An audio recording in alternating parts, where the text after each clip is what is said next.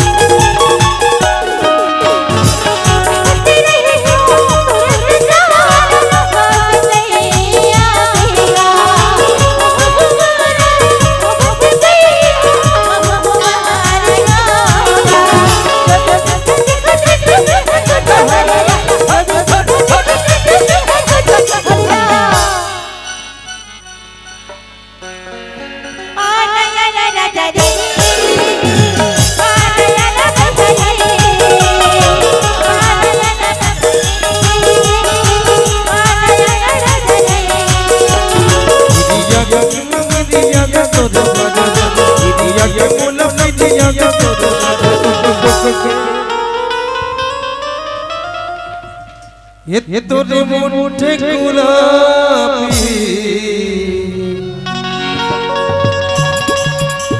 ये तोरी नैना शराबी ये मोला कैसे कैसे लागे वो सन सन साई सन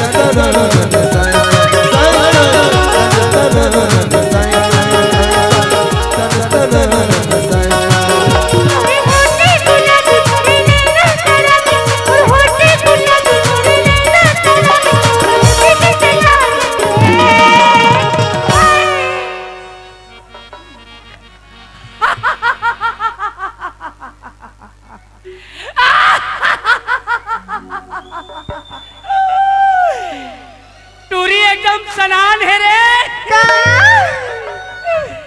अरे चटक मटक तो रेंगना गोरी। और फूले फूले तो गाल है।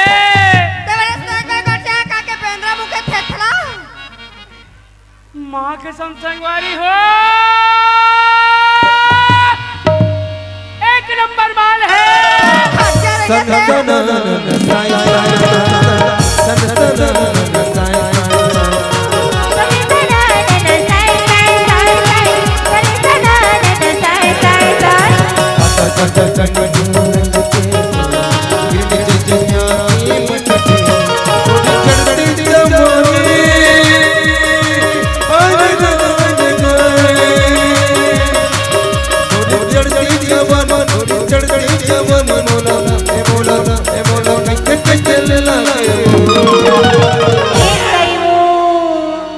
तुम दिल के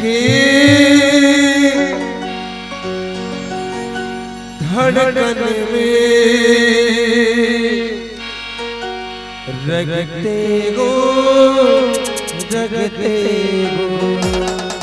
अब कैसे कैसे लगते बताया कैसे कैसे लगते तेरा बता ना जी।